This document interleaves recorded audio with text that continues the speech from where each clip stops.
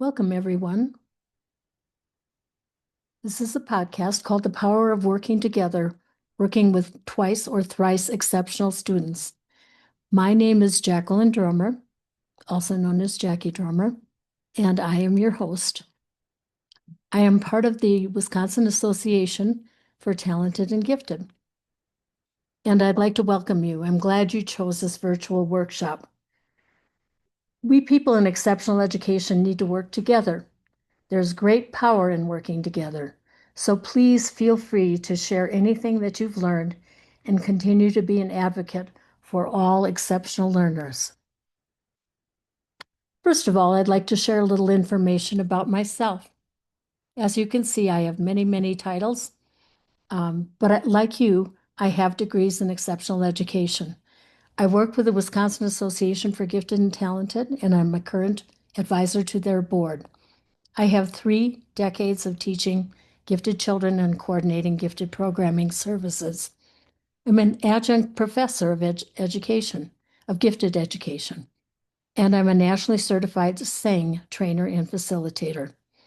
Beside that, I've done much work certifying teams, working with teams and organizations, and I'm a transformational coach. I'm a gifted and talented national consultant, and I'm a mom and grandma of gifted kids. So, our topics for today, we'll be talking about the Wisconsin state law regarding gifted and talented students.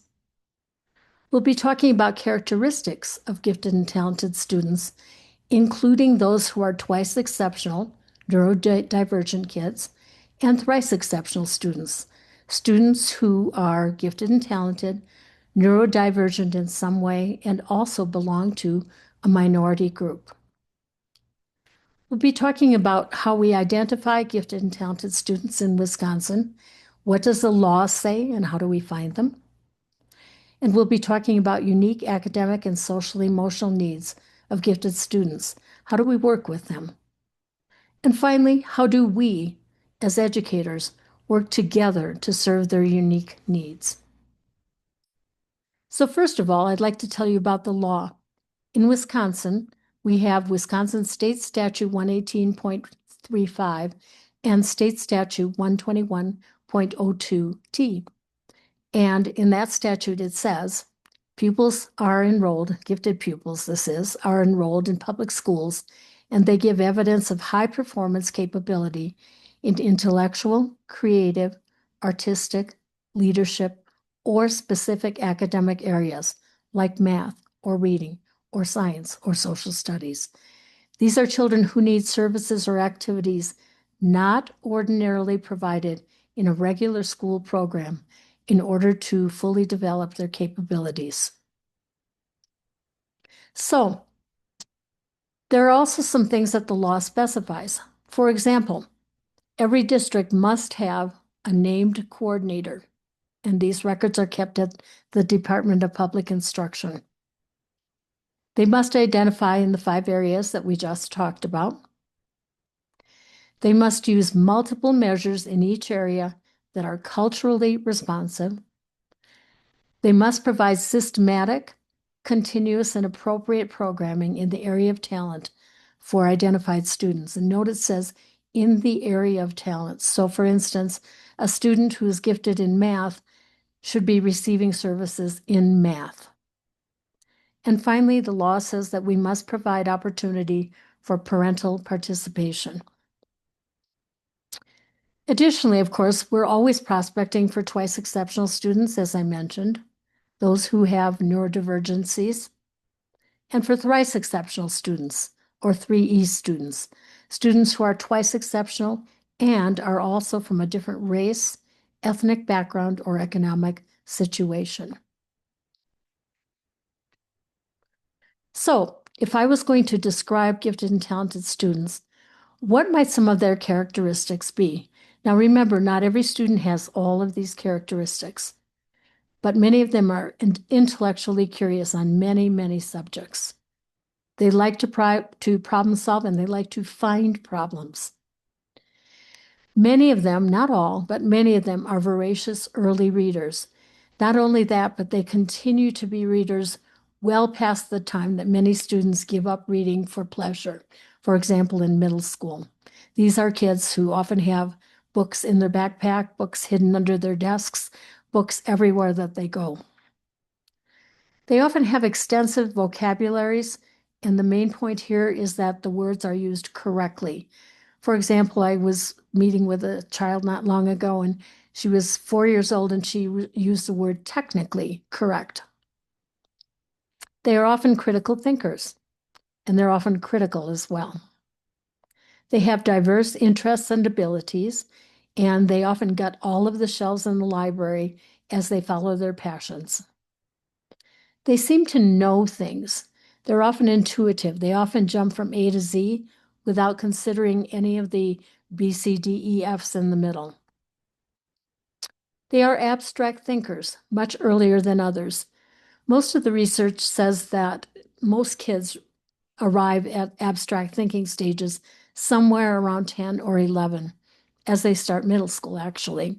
But for our kids, they're often abstract thinkers much earlier than others. They love novelty and complexity, and they often create their own. If school is boring for them, you will find them doodling, you'll find them creating things, you will find them doing things that are not necessarily part of the curriculum.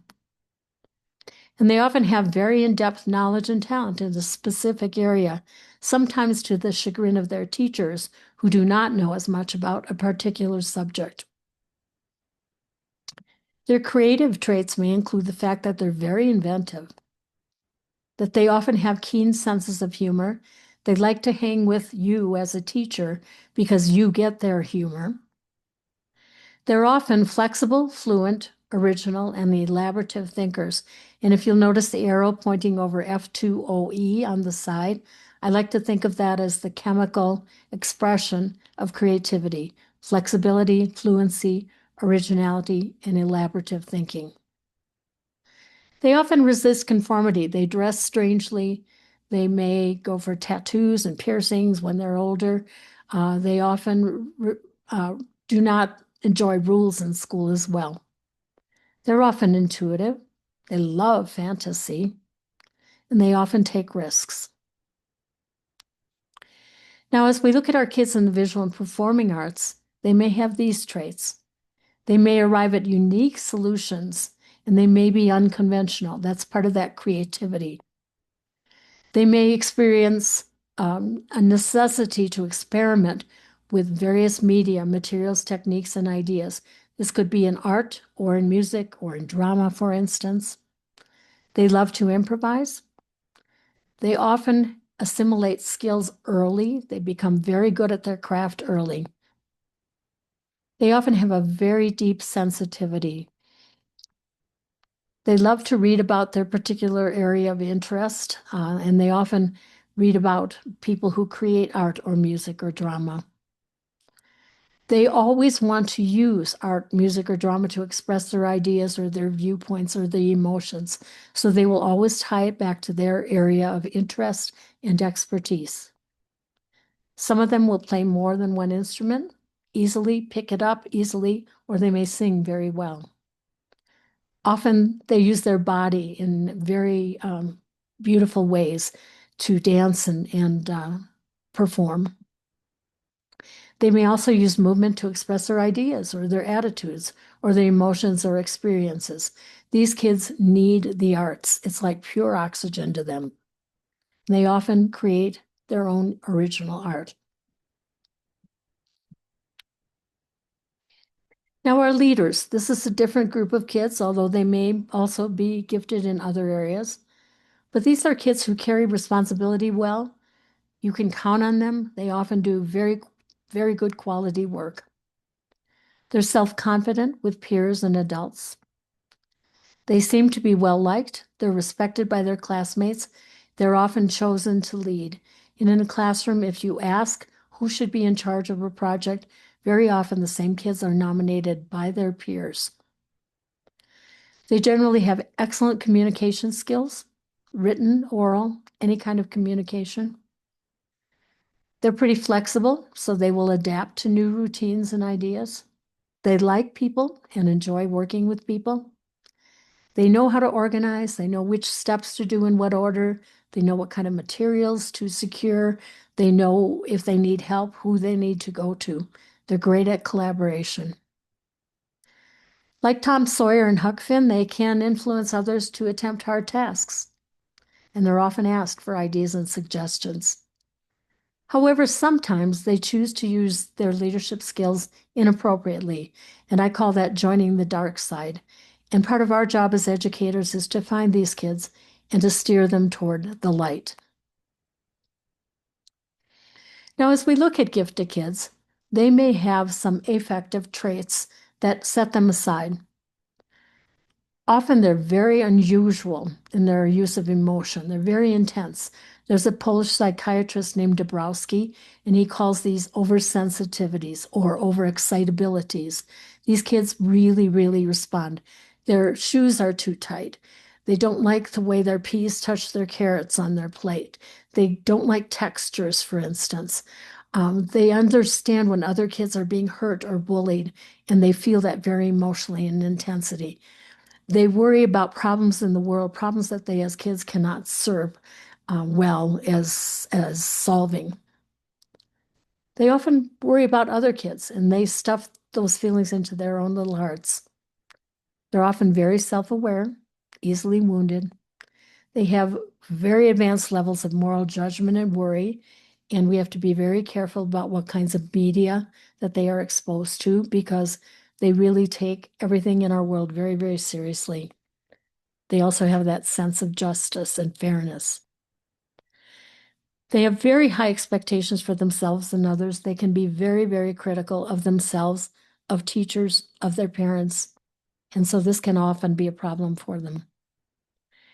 They suffer from what we call asynchronous development, and that means that in one kid, let's say a 10-year-old, we might have a child who is intellectually 16 years old, but may also be at the emotional or social level of a 7 or 8-year-old.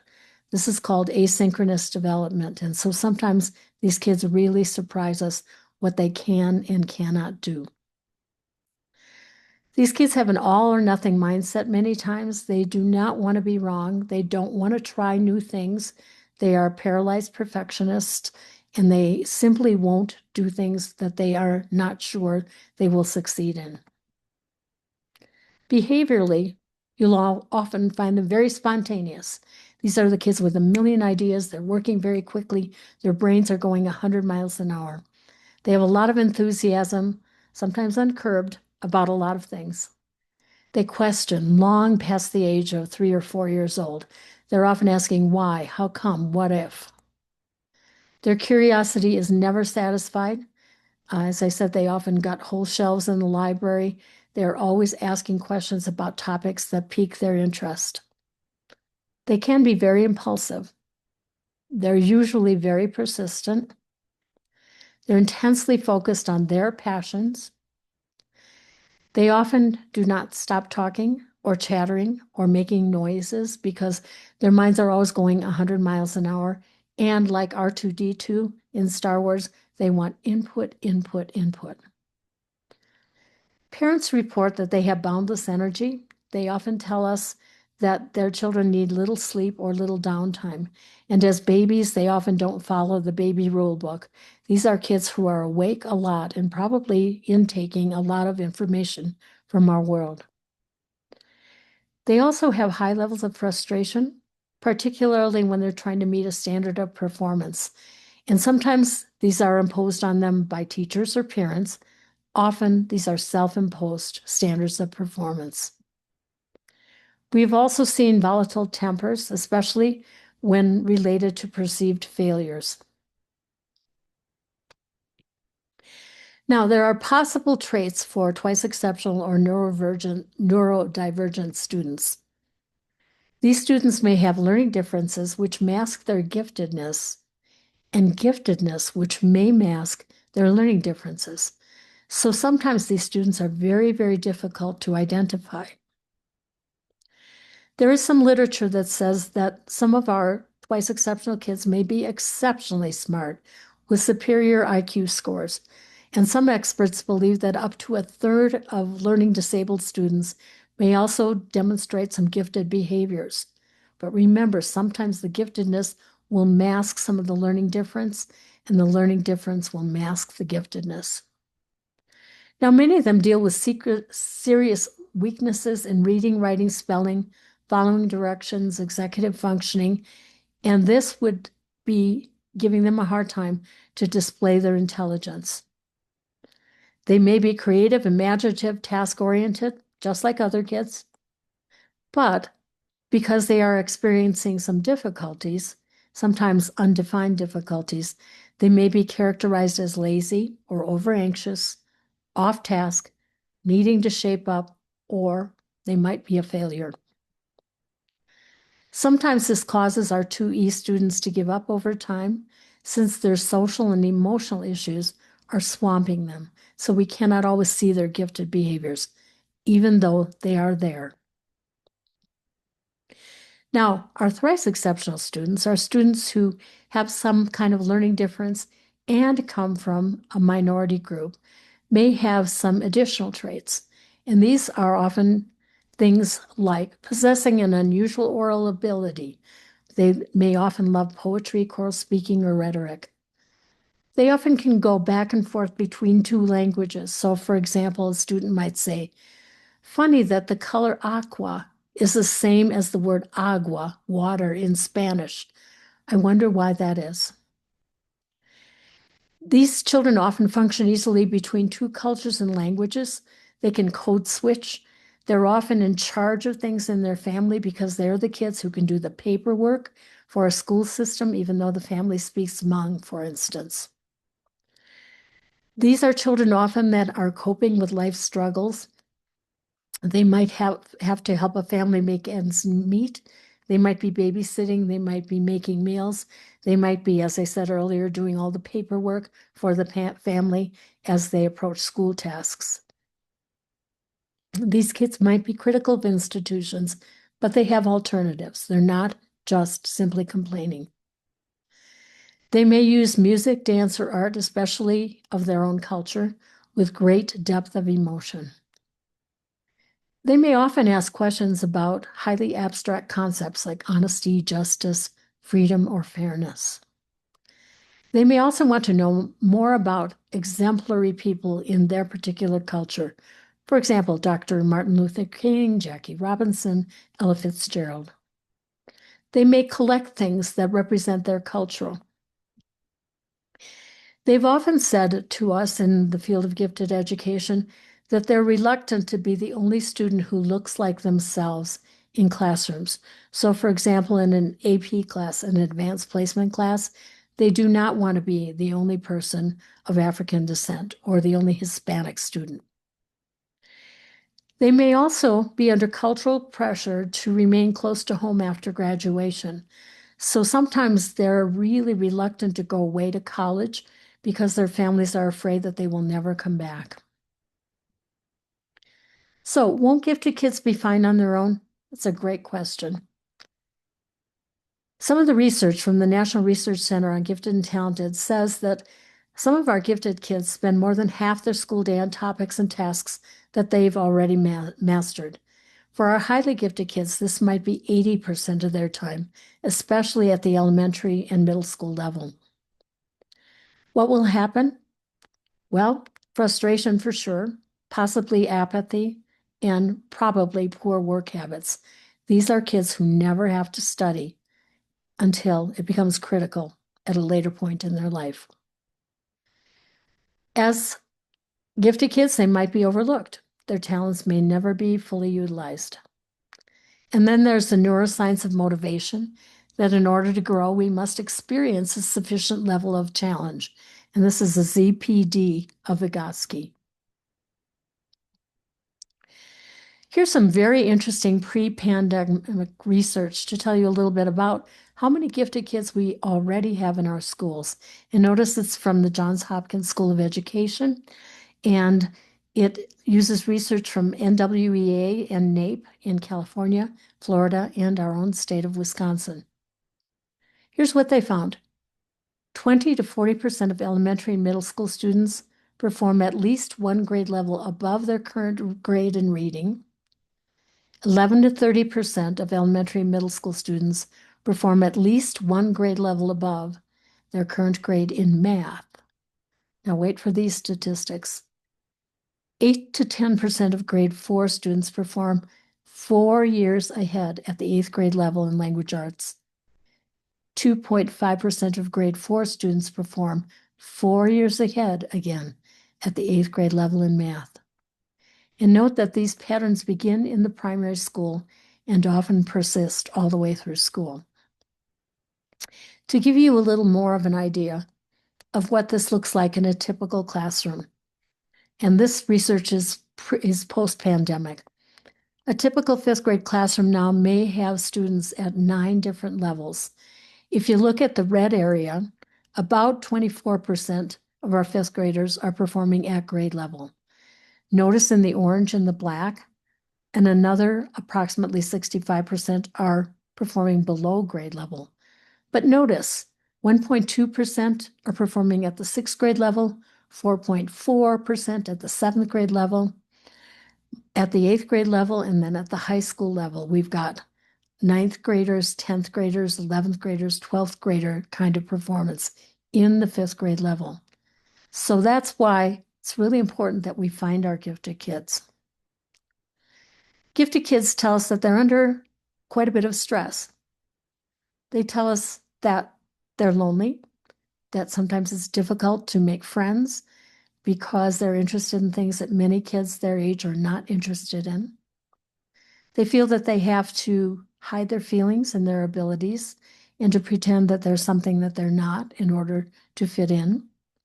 They talk about high expectations, often placed on themselves, and by others, especially high academic pressure. They fear failure. They often have that overexcitability and anachronous development that I spoke of earlier. Perfectionism comes up over and over again, and the stress that's associated with it. Multipotentiality is big for our high school kids, especially. They're good at so many things.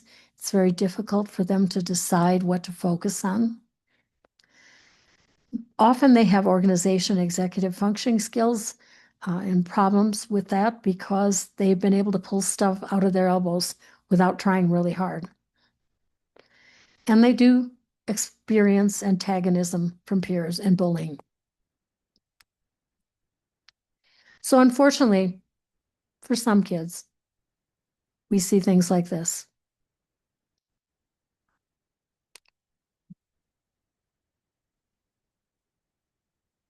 But fortunately, there's hope when we all share common knowledge and we work together.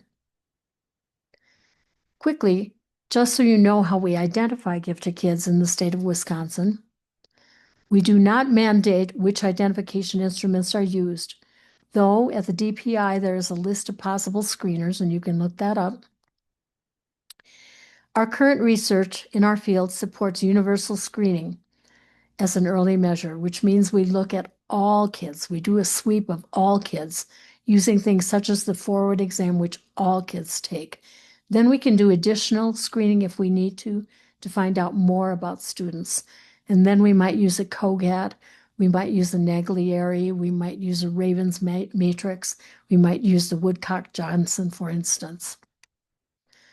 The current research in our field also supports using local or campus norms, not national norms. So for example, in Wisconsin, students who live in a very affluent district may have different normed scores than students who live in a poverty-stricken district. So it is important to look at the norms in our schools or our campuses or our districts in order to see which kids are our outliers. We need to see a need and serve a need. Our state law mandates that our screeners are culturally responsive and used for specific purposes. And as I said earlier, that the parents must be kept informed. In the past, we used to call our programming for gifted kids gifted programs. Kids were either in a program or out of a program. There was often a cut score of, let's say, 130 IQ. 130 you're in, 129 you're not. Our thinking is very different now. We are using the term gifted programming which means a continuum of services, some kids needing more services than others. So this is the current terminology. Oop. As we look at this particular slide on the left-hand side, you will see that there are many things that support the characteristics and what it's going to look like. But on the very right-hand side of the first graph, it shows what can we be doing. So for example, for advanced intellectual students, we can offer enrichment, independent projects, or differentiated instruction. For our curious kids, we can set boundaries and let them have more choice and more voice and topic rotations. For our high creatives, we can have assignments that allow creativity. For our perfectionist kids, we have to celebrate the effort and not just the results. And this is the work of Carol Dweck out at Stanford. And so we will be using growth mindset language. For our asynchronous kids, we'll offer peer connections with similar interests. So we might find an elementary kid that needs to find time with a high school kid because they're both interested in chess, for instance. For our kids that learn rapidly, let's compact that curriculum. Let's make them prove what they know, make kids prove what they know quickly, let them out to do some learning on their own and accelerate them. For our leadership kids, they need student government, they need projects, they need project-based learning, they need challenge-based learning, they need service learning projects. And then finally, for our kids who are highly sensitive, we need to create some sensory-friendly options and respect their boundaries. So what does gifted programming look like now in the United States? Right-hand side. Level 1. These are for kids who need some change in their curriculum. They probably need curriculum compacting, flexible grouping. Kids are in and out of grouping as their need and readiness allows. Some chance to do some learning and learning contracts, some interest in learning centers, some tiered assignments where there's an entry level for kids who are at regular learning, kids who are struggling learners, and kids who need some enrichment. And then teachers need to improve their levels of questioning so that they're asking questions that are more complex, that require analysis, synthesis, or evaluation. Now, there will be some kids that need some additional services, some pull out or push in by a gifted specialist. We might want to cluster group gifted kids together to make it worthwhile for a teacher to provide some additional learning for these students. They may need specialized counseling from your school counselors. We may need to subject accelerate them, and there are about 19 different forms of acceleration, starting with just acceleration one subject, for example, math, or radical acceleration, moving them a whole grade ahead.